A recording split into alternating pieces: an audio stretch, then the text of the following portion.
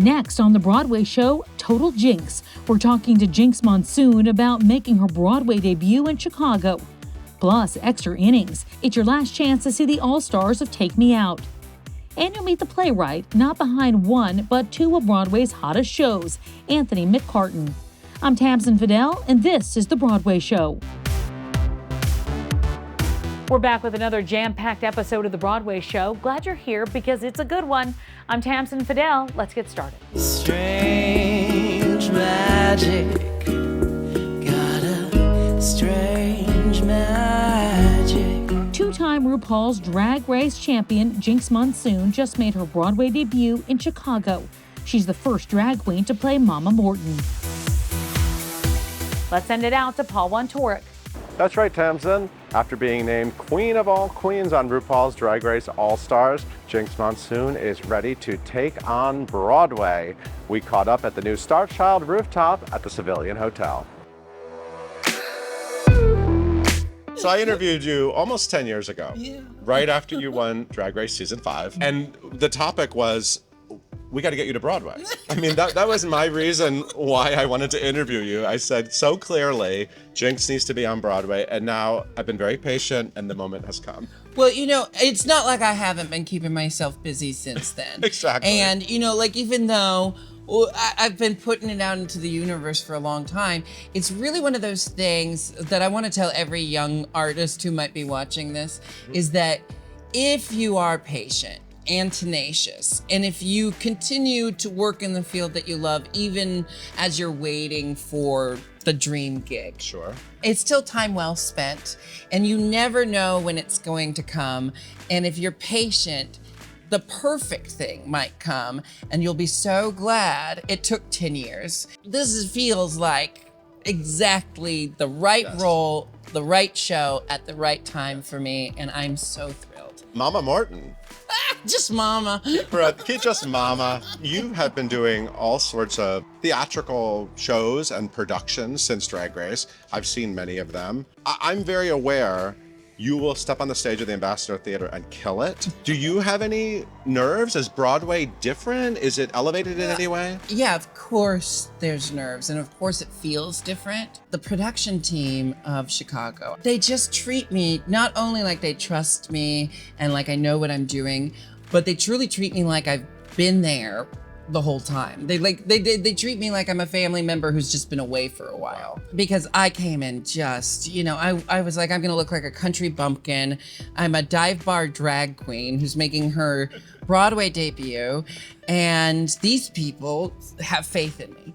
And that's what's keeping the nerves at bay. Like that's what's fighting the imposter syndrome, is that I trust the team. They've been doing this a lot longer than I have, and they don't seem worried at all. There's not one part of me that feels like anything is being compromised. I am getting everything God damn, this sounds daunting, but I'm getting everything I've ever dreamed of. So I think I'm in this state of mind where I'm like so grateful, feeling so lucky, and I'm also just like, what?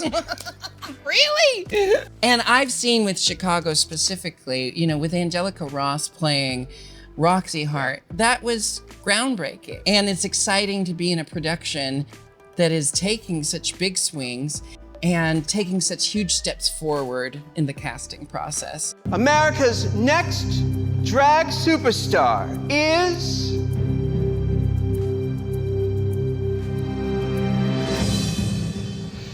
Jinkx Monsoon. So let's talk about the Drag Race journey a little bit, because I find your journey fascinating. You won Season 5, but winning Drag Race 10 years ago, very different than winning Drag Race now. The audience has grown over time. So last year you went and did this all-star season of all winners, all-star, and you won. Now I feel like everything has exploded in a very different way for you. It's very different winning All-Stars in 2022 than it is winning Drag Race, right? Yeah, I mean, it absolutely has been different. Well, you have a whole brand now. You have all these things to consider that you don't have to consider when you're fresh to it. I'm very proud of Season 5. I love what I did. No complaints. Wouldn't take back a moment. And also, I was 24.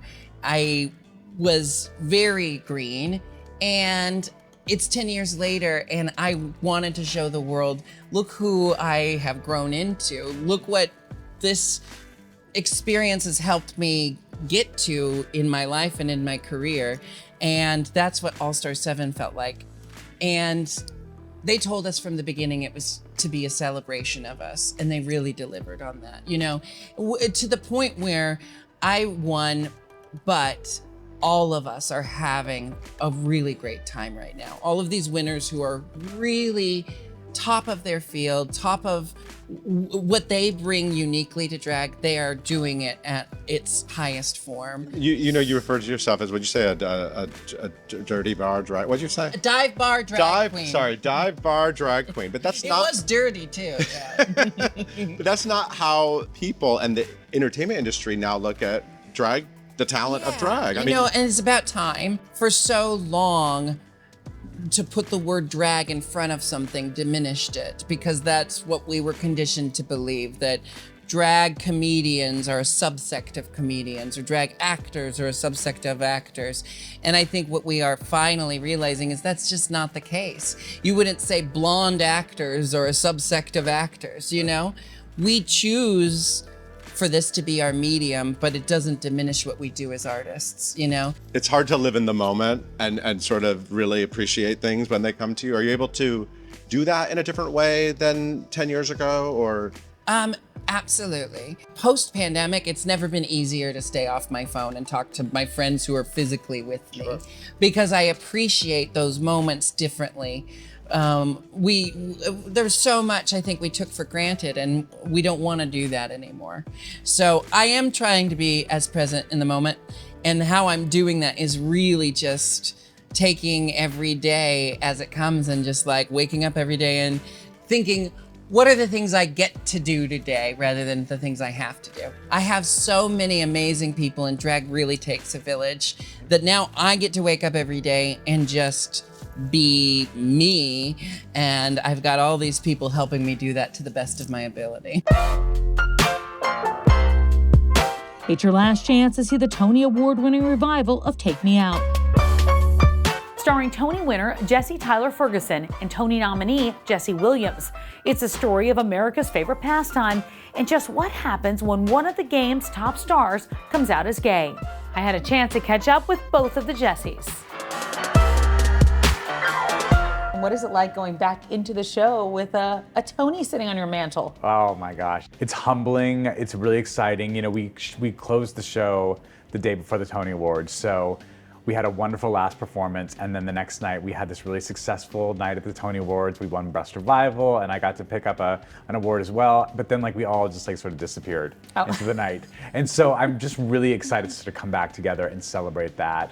It's a great ensemble, and we would not have won that Best Revival without the strength of every single one of those cast members. So, you know, it does feel like a group celebration. You know, when you smile for somebody, I think that's how everybody felt that night. Yeah. You know, because it's exciting to see somebody that's worked really, really hard. You've been on Broadway, television, you've been so many places, but to see somebody so appreciative, I think that's what it felt like. Yeah, that I mean, it was basically almost to the month, my 25th anniversary of being a member of Actors Equity. So to be a part of that community and then to stand in front of them and be able to thank them for welcoming me in was really profound and meaningful. What is it like going back on stage now with that Tony?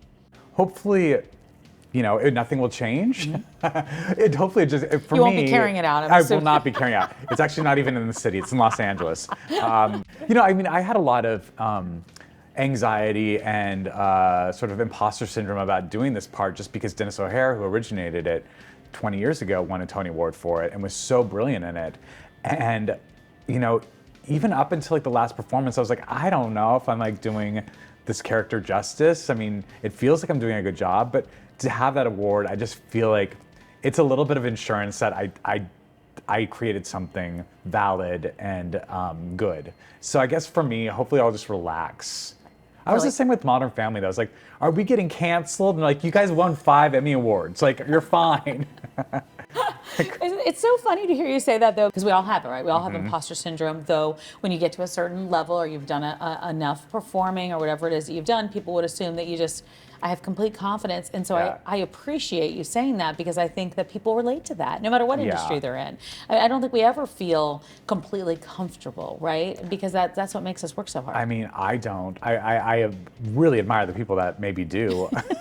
I'm not Or maybe one of they're them. lying. I don't know. But I appreciate that. I think that does something, though. Doesn't that make you come with it every day? For sure. I mean, I've never stepped on stage without being nervous. And you know, even if I've done a show, I don't know how many times they had to take me out before, but it was you know, we did quite a few performances, almost 100 performances, and even at the very end, I was always nervous. Mostly because Jesse Williams was a wild card. No, he's great.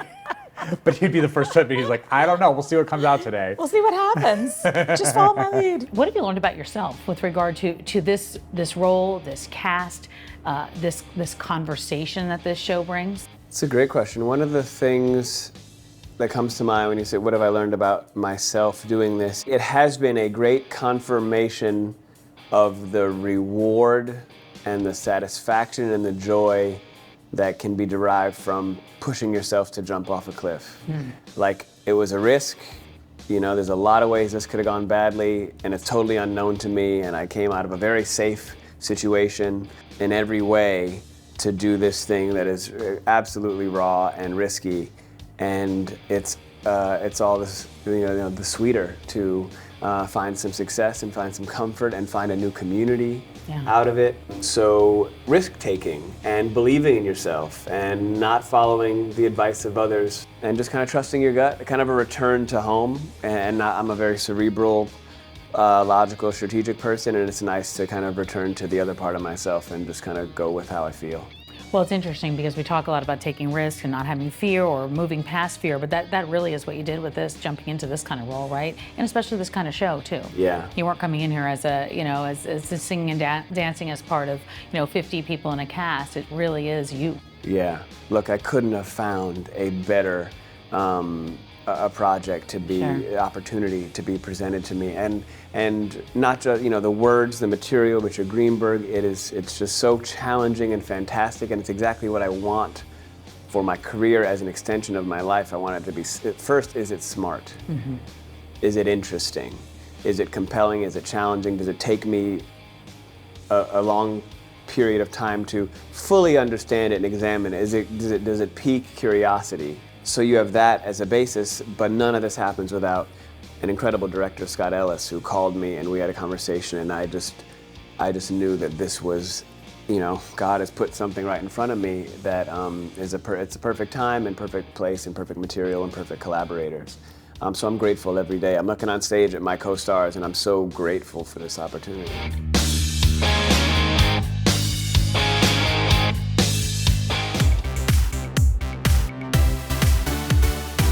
Welcome back to the Broadway Show. Wake up! It's on. It's on. Listen.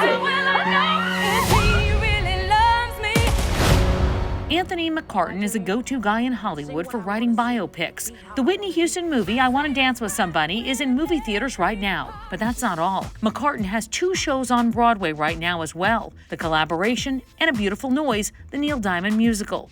Here's Beth Stevens with a new edition of Building Broadway. Thanks, Tamsen. Anthony McCarten is on Broadway with 2 very different shows about real people.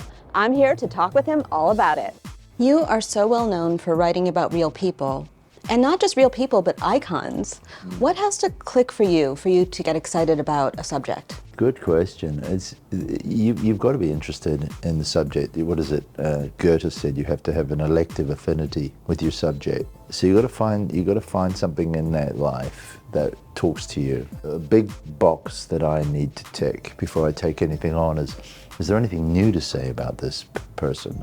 That's an especially relevant question when the person's famous. And if they're an icon, even more relevant. And so what ticked that box for you for Neil Diamond and for Andy Warhol and Jean-Michel Basquiat?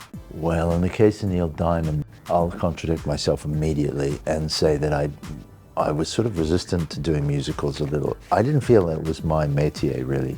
But I got a phone call from a producer, Ken Davenport, and he said, "Are you interested in doing a musical?" And I said, "Well, I'm not a natural choice for a musical. I've never done one. who do you have in mind? What's the subject? And he said, Neil Diamond. And I said, I'm in. Because my mother, when I grew up, my whole childhood had two pictures on the mantelpiece. One was of the Pope and one was of Neil Diamond. Whenever she was stressed or something, she would drop the needle on the Neil Diamond record. So Neil Diamond was really very much the soundtrack of my childhood. And then you got to meet Neil Diamond. I got to meet Neil Diamond. I had a harrowing moment where Mr. Davenport once again said, could you deliver the first draft of the script to Neil? He would like to read it. I drove down to Malibu, his house in Malibu, and I thought I was just dropping off the script. There was this table set up in the middle of the room and a chair facing two others, and he and his wife sat in the two, and I was expected to sit in the first, and I thought, what on earth's going on here? And they asked me to perform the musical for them. The entire musical to Neil Diamond. There was no way I could say no to it. And so I ended up starting Act 1, Scene 1, Lights Up. And I performed the whole musical for Neil. And he rewarded me by teaching me Sweet Caroline on the guitar. What took the box for Andy and Jean-Michel Basquiat was within one day I saw an exhibition of Jean's work at the Brandt Foundation, and then I walked across to the Whitney and there was a retrospective of Andy's work, and they were so different. And when I found out that they had worked together, it seemed again another unique opportunity to look at two different characters, very different. I thought if I could put those two guys in a room and have them, lock horns and, dispute that issue of what our art is and what we wanted to do, then that might be interesting. So the play emerged out of all that. Tell me about balancing the reality of the person, the research, with invention. Yeah, key question. We're always scolded, when you take on, a living subject or a historically well-known subject, is how much license you have. But I've always maintained that the facts themselves will get you to the threshold of the house, but you need art to get you inside and have a cup of tea. If I just render a photograph to you, then I'm simply an historian and I'm constrained just by the facts. And the facts only ever tell half the story. I call it sort of inspired speculation. You got to do the research. You have to know, you have to honor the facts. You cannot do injury to your subject. But beyond that, then you have to dream yourself into what could have transpired in those rooms. What would that person most likely have said to that person? How can I do justice to their beliefs and the way they talked and what they used to say and what they, what opinions they held, and then put them in conversation with someone else who challenges that. And I love that. I love putting polarities in opposition. But for me as a writer, to inhabit opinions that I don't actually hold, so I actually have to contradict myself. So I did a play called The Two Popes, which turned into a movie. I had a sort of affinity with one view, which was the liberal pope, and I had to then give equal weight to the opinions and views of this other arch-conservative pope. And in so doing, I started to empathize with that position. And I think that is a really interesting exercise in empathy that works for me. It's very healing for me to be able to sort of go outside your normal perceived positions, because where I would love in my work to be able to move an audience is from certainty to open-mindedness. Tell me about this trilogy that started with The Two Popes, then goes to the collaboration, and then your next play with Bill Gates and Warren Buffett. It's essentially around this one, exactly what I'm talking about. It's dispute. I've called it the worship trilogy for want of a better, all-embracing word. And the first one looked at religion, the worship of religion. This one looks at worship of art, what we want art to be, what we want it to do. And the third one is worship of money. And looking at these modern obsessions that we hold and examining them and turning them over a little.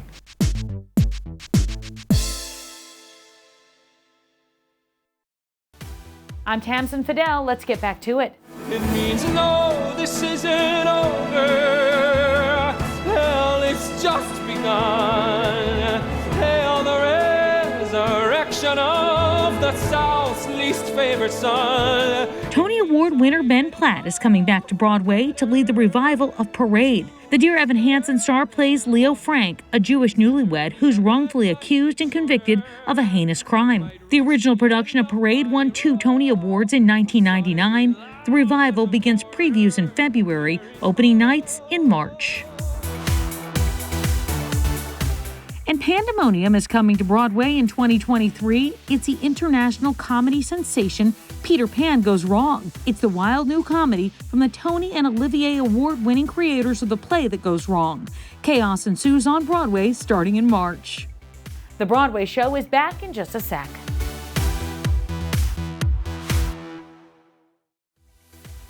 That's going to do it for us, but until next time, check out The Broadway Show Uncut wherever you get your podcasts. I'm Tamsen Fadal, and this is The Broadway Show.